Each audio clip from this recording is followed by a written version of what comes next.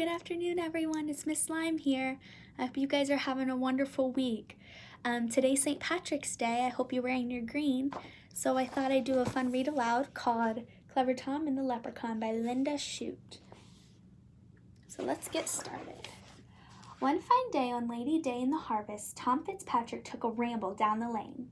Click, clack, click, clack, he heard through the hedge. So Tom tiptoed closer to take a look.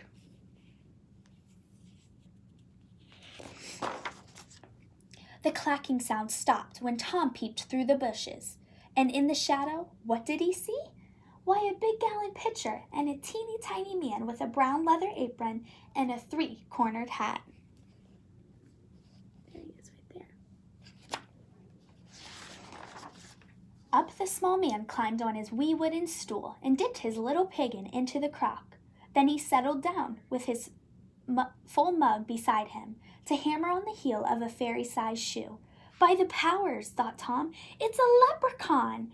If I catch him and scare him, he'll give me his gold. Since I'm a clever fellow, that should be simple. Before the sun sets, I'll have my fortune made.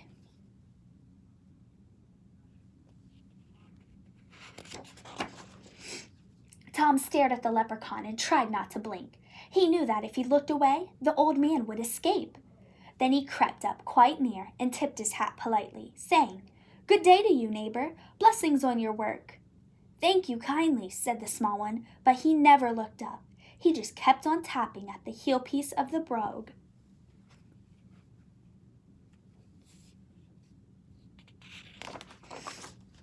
Tom moved his hand closer while he smiled very sweetly and said, "Today's a holiday. You shouldn't have to work." The leprechaun frowned and answered Tom sharply, "If I do, that's my business and none of your own. Instead of pestering me, young man, you ought to be watching your father's fields. Look there! The cows have broken to the oats. See, they're knocking the corn all about." Cows in the cornfield? Tom's head started turning.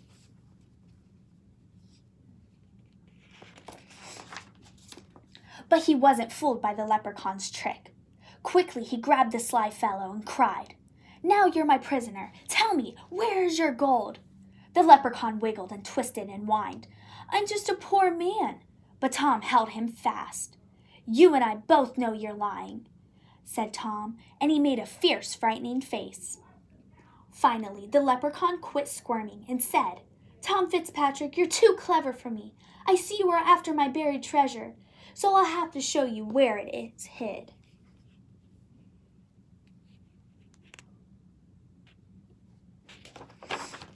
With his eyes on the bitty man locked in his fist, Tom followed where the leprechaun led him.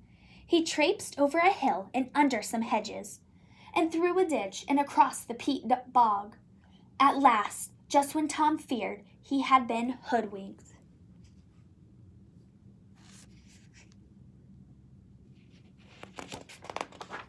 he found himself in a great field of weeds.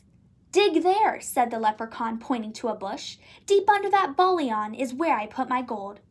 "Thunderation," said Tom. "I need to fetch my spade, but when I return I'll be lost.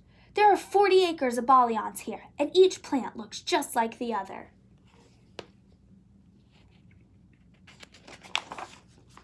Still watching the leprechaun, Tom figured out a plan. He tied his bright red garter on the bush. "Swear, you old rascal, that you won't take this off while I run back to get my spade." "That I will promise you," the little man said. Tom grinned, knowing leprechauns always keep their word. "Now, since I have shown you where my treasure is, I don't suppose you'll need me any more." "No," said Tom.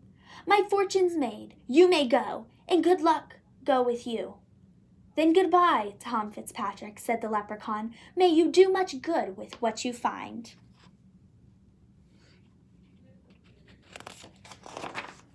Away Tom ran as fast as he could run, figuring how he'd spend the gold. Then back he came with his shovel in his hand, back to the field of bolions.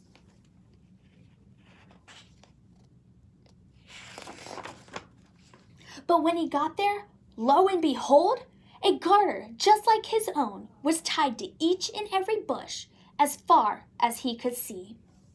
See the little red? So the leprechaun tied a garter on each one, so then Tom couldn't find where he told the gold was at.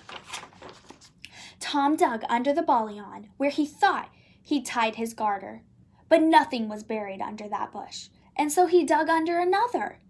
He dug to the east and he dug to the west, and still he found no treasure. The harvest moon rose as he dug to the north, and it set as he dug southward.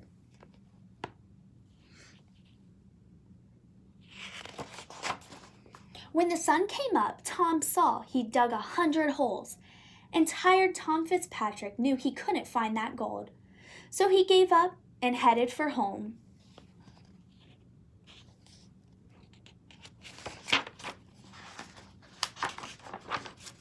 From then on, Tom always carried his spade, and he never stopped listening for a tapping in the field. Every chance he got, he'd tell how he nearly found the gold. And since I'm a clever fellow, Tom would end his tale, the next time I catch that leprechaun, I'll have my fortune made. So there he is telling his tale, and then there's the leprechaun. He's laughing.